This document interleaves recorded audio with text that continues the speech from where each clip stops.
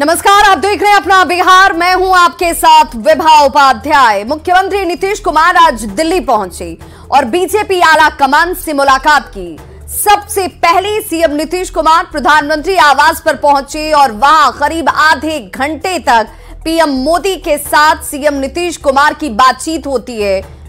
उसके बाद सीएम गृह मंत्री अमित शाह से मिलने के लिए पहुंचे, जिसकी तस्वीर भी आप देख रहे हैं। शाह से लगभग आधे घंटे तक मुलाकात चली। सबसे पहले पीएम मोदी के साथ मुलाकात होती है। इन ऑर्चिड फूलों के गुलदस्ते के साथ नीतीश कुमार पहुंचे थे पीएम आवास पर। वहां पर यह बातचीत हुई, जिसके बाद गृहमंत्री अमित शाह से मुलाकात करने के लिए नीतीश कुमार गए। सीएम नीतीश बीजेपी के राष्ट्रीय अध्यक्ष जेपी नड्डा से भी मिलने के लिए पहुंचे और इस मुलाकात को राजनीतिक रूप से काफी महत्वपूर्ण और अहम माना जा रहा है। आपको बता दें कि एनडीए में वापसी के बाद नीतीश कुमार पहली बार पीएम मोदी और गृह मंत्री अमित शाह से मिलने के लिए पहुंचे। हालांकि जेपी नड्डा से शपथ ग्रहण समारोह के दौरान सीएम नीतीश की मुलाकात जरूर हुई, लेकिन गृह मंत्री अमित शाह की बात कर लीजिए, प्रधानमंत्री नरेंद्र मोदी की बात कर लीजिए। बड़ी गर्मजोशी से मुलाकात की ये तस्वीरें दिखा रही हैं कि अब एक नए अध्याय की शुरुआत की जा रही है और बिहार के विकास को रफ्तार कैसे और दी जा सके, इस पर यह मुलाकात बेहद खास मानी जा रही है। जिन फूलों के गुलदस्ते को आप प्रधानमंत्री नरेंद्र मोदी के हाथ में देख रहे हैं, बैंगनी रंग का ये फूलों का गुलदस्ता जो अपने आप में कई खासियतों को लिए हुए है। ऑर्चिड का ये फूल जो बताता है कि ये काफी समय तक इसकी खुशबू बरकरार रहती है, ये मुरझाता जल्दी नहीं है और पर्वतीय इलाकों में ये ऑर्चिड का फूल पाया जाता है। संबंधों की प्रगाढ़ता को दिखाने के लिए अब ये साथ अनवरत चलता रहे, लंबा वक्त तय करे, इस दृष्टिकोण से भी क्या ये फूलों का गुलदस्ता इन दोनों संबंधों को और मजबूती दे रहा है। बड़ी गर्मजोशी से मुलाकात की प्रधानमंत्री और नीतीश कुमार जो कि मुख्यमंत्री हैं बिहार के, इनकी मुलाकात की ये तस्वीरें इस वक्त देख रहे हैं आप।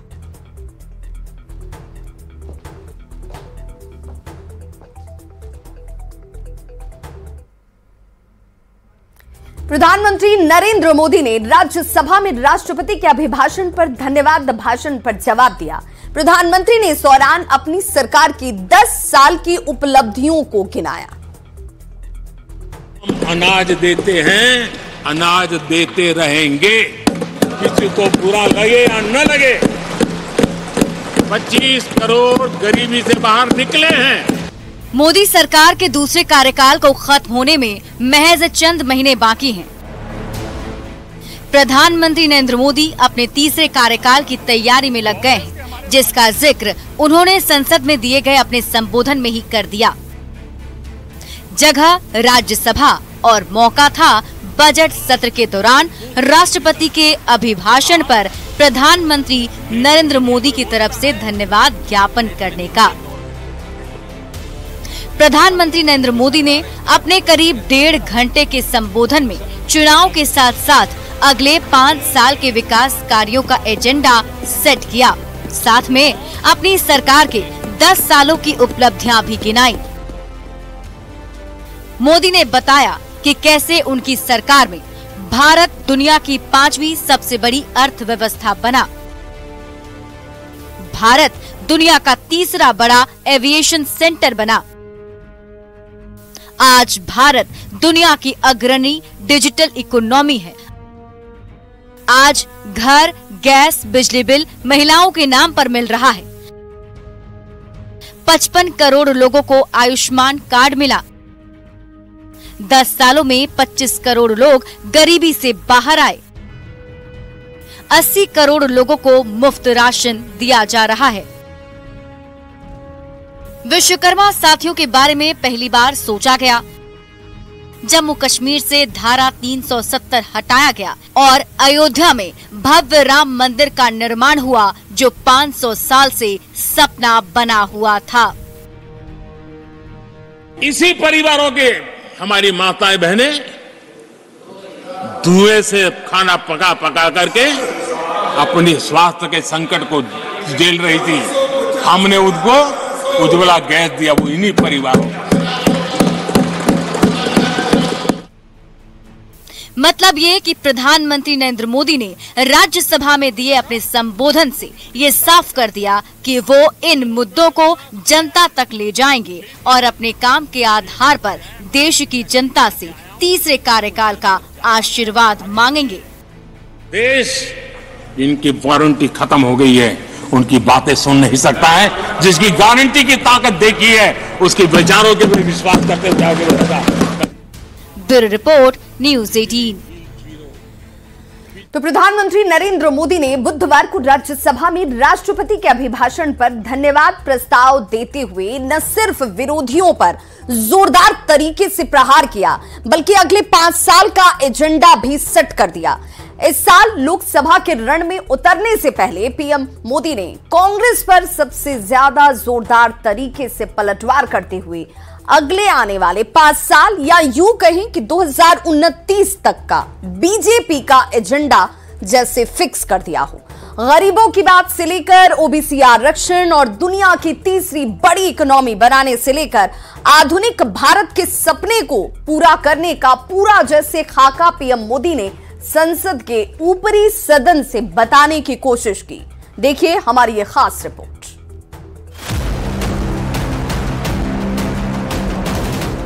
मेरा विश्वास पक्का हो गया है कि पार्टी सोच से भी आउटडेटेड हो गई है।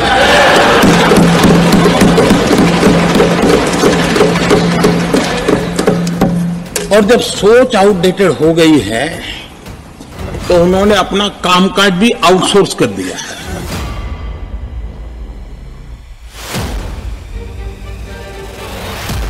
राष्ट्रपति के अभिभाषण पर लोकसभा में धन्यवाद प्रस्ताव के बाद बुधवार को बारी पीएम के राज्यसभा में धन्यवाद भाषण की थी। प्रधानमंत्री ने अपने भाषण की शुरुआत से लेकर आखिर तक विरोधियों को, खासकर कांग्रेस पर जमकर प्रहार किया। साथ ही अगले 5 साल का अपना चुनावी एजेंडा भी सेट कर दिया।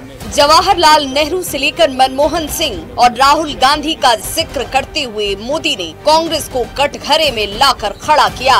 तो राहुल गांधी का नाम लिए बगैर कहा कि कांग्रेस को अपने नेता तक की गारंटी नहीं है। कांग्रेस ने नॉर्थ ईस्ट को गरीबों के लिए जारी खाद्यान्न योजना का जिक्र करते हुए पीएम मोदी ने समझाने की पूरी कोशिश की कि क्यों केंद्र सरकार ने गरीबों के लिए अनाज की गारंटी को जारी रखा है। आदरणीय सभापति जी, आजकल जब हम कहते हैं कि 25 करोड़ लोग गरीबी से बाहर आए, तो ऐसा कुतर्क दिया जाता है कि 25 करोड़ बाहर आए तो फिर 80 करोड़ को खाना अनाज क्यों देते हो। आदरणीय सभापति जी, हम जानते हैं कोई बीमार व्यक्ति हॉस्पिटल से बाहर आ जाए ना, तो भी डॉक्टर कहता है कुछ दिन इसको ऐसे ऐसे संभालिए, खाने में परहेजी रखिए, ठीक ना करिए, फलाना करिए, कहना क्यों, कहीं दोबारा वहां मुसीबत में ना आ जाए। जो गरीबी से बाहर निकला है ना, उसको ज्यादा संभालना चाहिए ताकि कोई ऐसा संकट आकर के फिर से गरीबी की तरफ लपक न जाए। हम अनाज देते हैं, अनाज देते रहेंगे, किसी को बुरा लगे या न लगे। पीएम मोदी ने ये बताने की भी पूरी कोशिश की कि कैसे देश की आजादी के बाद से कांग्रेस ने ओबीसी दलितों को सम्मान नहीं दिया। सदन में पीएम ने बताया कि कैसे अपने 10 साल के कार्यकाल में उन्होंने पहले दलित और फिर आदिवासी महिला को देश के सर्वोच्च पद यानी कि राष्ट्रपति बनाया। SC, ST, OBC उनको बड़ी भागीदारी ने कांग्रेस और साथियों को हमेशा परेशानी रही है। बाबा साहब की राजनीति को, बाबा साहब के विचारों को खत्म करने के लिए कोई कसर उन्होंने छोड़ी नहीं है। वक्तव्य अवेलेबल है, चुनाव में क्या क्या बोला गया वो भी अवेलेबल है। एनडीए के अंदर हमने 10 साल काम करने का मौका मिला। हमने पहले दलित को और अब आदिवासी को, हमने हमेशा हमारी प्राथमिकता क्या है इसका परिचय दिया। प्रधानमंत्री मोदी ने आने वाले 5 साल के लिए विकास का एजेंडा भी सेट कर लिया है। सदन में पीएम ने कई बातों का जिक्र किया और ये बताया कि आने वाले समय में देश का विकास मॉडल क्या रहेगा। मोदी 3.0 विकसित भारत की नींव। दुनिया की तीसरी इकोनॉमी, सोलर पावर से बिजली bill zero, bullet train, semiconductor, health, world class infrastructure, gas pipe का पूरे देश में नेटवर्क। प्रधानमंत्री मोदी ने पहली लोकसभा और अब राज्यसभा से कांग्रेस पर करारा प्रहार करने के साथ ही अपने आने वाले समय के विकास का एजेंडा भी फिक्स कर दिया। लोकसभा चुनाव से ठीक पहले संसद के आखिरी सत्र से पीएम ने विरोधियों को निरुत्तर जरूर कर दिया। Bureau report, news 18। और बड़ी खबर इस वक्त पटना से आ रही है, जहां पर बीजेपी विधानमंडल दल की अहम बैठक होने वाली है। उप मुख्यमंत्री सम्राट चौधरी के आवास पर यह बैठक, जिसमें तेजस्वी यादव के खेला होने वाले दावे के बाद यह बैठक की जाने वाली है। विधायकों को एकजुट करने की पहल इस बैठक में की जाएगी। सभी विधायक और विधान पार्षद बैठक में शामिल होने वाले हैं। उप मुख्यमंत्री विजय सिन्हा भी इस बैठक में मौजूद होंगे। बीजेपी विधायकों का यह दावा है कि एनडीए पूरी तरह से एकजुट है, इंटैक्ट है। बिहार में 12 फरवरी को विधानसभा में फ्लोर टेस्ट है। उसके पहले तेजस्वी यादव ने कह दिया कि खेला होने वाला है, जिसको देख करके देखिए तमाम जितने भी राजनीतिक दल हैं बिहार में, जदयू हो, भाजपा हो, आरजेडी हो, कांग्रेस हो, सब लोग कहीं न कहीं सचेत है। कांग्रेस ने तो अपने विधायकों को बिहार से बाहर हैदराबाद भेज दिया है और अब बीजेपी की यह बड़ी बैठक है और विधायक दल की ही नहीं बल्कि पूरे विधानमंडल और साथ साथ जो संगठन के जो प्रमुख लोग हैं वो इस बैठक में शामिल हो रहे हैं। सम्राट चौधरी का सरकारी आवास है और इसी आवास पर इस बैठक का आयोजन किया जा रहा है। अंदर में इस वक्त दोनों उप मुख्यमंत्री, संगठन महामंत्री भिखू भाई दलसानिया के साथ अन्य जो प्रमुख लोग हैं वो इस वक्त मौजूद हैं। और देखिए जो विधायक और विधान पार्षद हैं उनके आने का भी सिलसिला यहाँ पर शुरू हो चुका है। कुछ ही देर में बैठक भी अंदर शुरू होगी। रामसूरत राय हमारे साथ है, पूर्व मंत्री। रामसूरत जी, खेला होगा? कोई खेला नहीं हो रहा। खेला लालू जी के परिवार में हो रहा है। इतना ना खेला खेल रहे हैं कि अंदर जेल जाने वाले हैं, तो उसकी तैयारी कर रहे हैं। निश्चिंत रहिए आप, भाजपा के अंदर और एनडीए के अंदर कोई खेला नहीं होने वाला है। कहीं तेजस्वी के खेला के डर से आप लोगों ने तो बैठक नहीं बुलाई? हमारा तो कोई खेला होता ही नहीं है। हमारा तो एक व्यवस्था है जिसके तहत बैठक होती है। विधानसभा खुलता है, बंद होता है और हम लोग आज से बैठक कर रहे हैं। निरंतर हमारी पार्टी बैठक करते हुए यहाँ तक आई है। संजय सरावगी है। संजय जी, आपके पार्टी के विधायक पर भी लालू यादव की नजर है क्या? वो अपने विधायक को अगर संभाल लेंगे तो बहुत बड़ी बात होगी। कांग्रेस तो बांध के भेज दिया है हैदराबाद, वो अपने विधायकों की चिंता करे ना। 12 तारीख को देख लीजिएगा उनके कितने विधायक विश्वास पर हम लोग के समर्थन में वोट देते हैं। विधान पार्षद अनिल शर्मा है। अनिल जी, आरजेडी और महागठबंधन के लोग दावा कर रहे हैं कि जदयू और भाजपा के जो विधायक हैं वो उनके संपर्क में है, ऐसा है क्या? ये सरासर झूठ है और कोई किसी के संपर्क में नहीं है। भारतीय जनता पार्टी, जनता दल यू, जो एनडीए का गठबंधन है वो टूट है और 12 तारीख को श्री तेजस्वी प्रसाद लालू प्रसाद यादव जी को पता चल जाएगा कि एनडीए इकट्ठा है कि इंडिया गठबंधन इकट्ठा है, वो फ्लोर पर उनको पता चल जाएगा। तो बिल्कुल, भले ही बिहार में खेला करने का दावा किया जा रहा हो, लेकिन बीजेपी के लोग, खास करके जो बीजेपी के विधायक हैं, विधान पार्षद हैं, वो कहीं न कहीं फिलहाल एकजुट नजर आ रहे हैं। और यही एकजुटता बनाए रखने के लिए देखिए यहाँ एक बड़े भोज और विधायक दल के बैठक का आयोजन भाजपा के प्रदेश अध्यक्ष और उप मुख्यमंत्री सम्राट चौधरी के आवास पर किया गया है। कैमरा पर्सन मनीष जुनेजा के साथ Shailendra, news 18 Patna.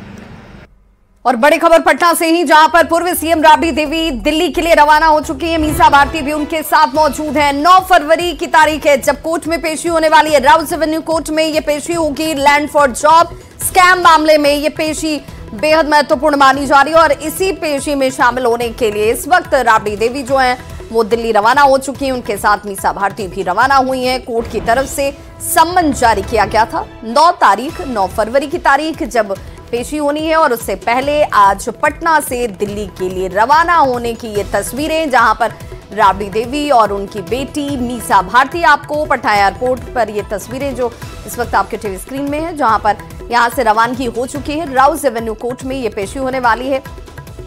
Land for job scam मामले में ये पेशी।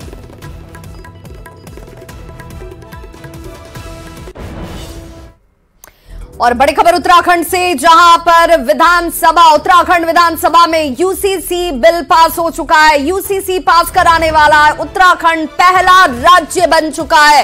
ध्वनि मत से ये बिल जो है वो पास हुआ। सीएम पुष्कर सिंह धामी ने कहा कि देवभूमि ने इतिहास रच दिया है। मंगलवार को इस बिल को पेश किया गया था, आज ये बिल पास हो गया और जिस दौरान ये बिल पास हुआ, ध्वनि मत से ये बिल पास हो जाता है। और उसके बाद मुख्यमंत्री पुष्कर सिंह धामी जो हैं वो ये कहते हैं कि इतिहास आज इस देवभूमि ने रचा है, क्योंकि ये पहला राज्य बन चुका है जिसने यूसीसी यूनिफॉर्म सिविल कोड समान कानून जो संहिता है वो एक रूप से लागू होगी। उत्तराखंड में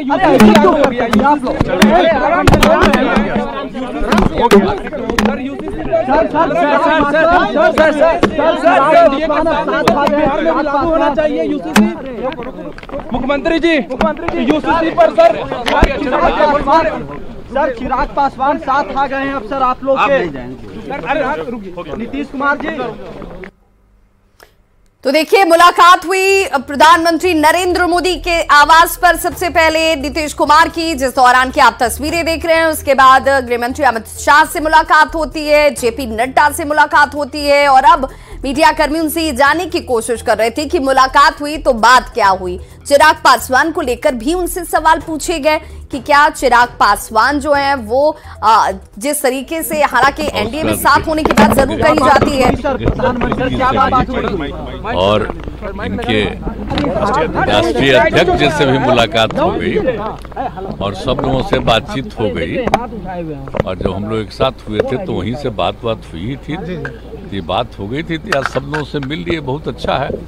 और अब आपको हम इतना ही खाली बता देना चाहते हैं कि अब हम लोग जो पहले से श्रद्धेय अटल जी के टाइम से, आप समझ लीजिए 1995 से जो साथ में थे, अब बीच में 2 बार इधर उधर जरूर हो गए थे, लेकिन अब कभी नहीं, फिर वहीं रहेंगे, अब इधर उधर नहीं। अब बीजेपी जेडीयू के बीच में सब कुछ सही है सर, दोनों पार्टियों के बीच में जो थोड़ी बहुत नोक-झोंक हुई थी सब कुछ सही हो गई। 2019 का ही फॉर्मूला रहेगा सर, 2019। चलिए सब बाद में बताएंगे, सीट की बात बीजेपी में सब कुछ ठीक है ना। सीट वगैरह की बात के बारे में चर्चा करने का कोई तुक नहीं है, वो तो सब होगी ही और सब बात सबको उन लोगों को शुरू से मालूम है, बाकी सब चीज का कोई खास बात नहीं है। उत्तराखंड में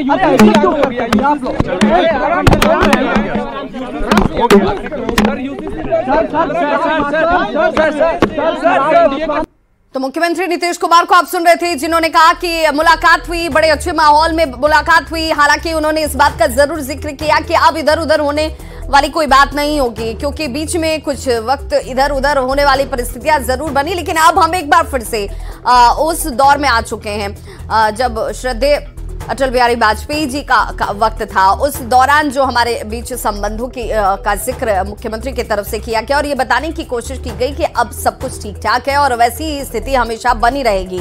ये तस्वीर भी जरा देख लीजिए, ये मुलाकात की तस्वीर है जब मुख्यमंत्री नीतीश कुमार ने प्रधानमंत्री आवास पर जाकर पीएम नरेंद्र मोदी से मुलाकात की। ठीक उसके बाद वो पहुंचते हैं मुलाकात करने के लिए अमित शाह से और उसके बाद जेपी नड्डा से भी मुलाकात हो चुकी है। हालांकि सीट शेयरिंग पर जब उनसे सवाल पूछा गया तो उन्होंने कहा कि इस पर कोई चर्चा होने का आज न तो मौका था और ना ही इस तरह की परिस्थितियां थी। सब कुछ पहले से तय है, सभी को सब कुछ पता है। तो बिहार विधानसभा के डिप्टी स्पीकर महेश्वर हजारी ने कहा है कि अध्यक्ष के खिलाफ चूंकि अविश्वास प्रस्ताव आ गया है और इसीलिए नियम के तहत उन्हें इस्तीफा दे देना चाहिए, लेकिन अध्यक्ष ने एक नई परंपरा की शुरुआत की तो नियम के अनुसार काम किया जाएगा।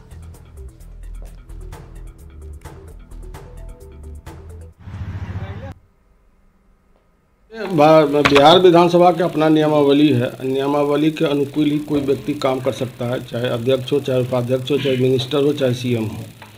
और बिहार विधानसभा में चूँकि सर्वोच्च पद अध्यक्ष का पद होता है, तो इसीलिए हम लोगों के अनुमान थी, जिस तरह से आप बता रहे हैं जो अध्यक्ष जी बोले हैं इस्तीफा नहीं देंगे, तो हम लोगों को था अनुमान जो समाजवादी नेता हैं नैतिकता के आधार पर स्वयं इस्तीफा दे देंगे, लेकिन नहीं इस्तीफा देना यह दुर्भाग्यपूर्ण बात है।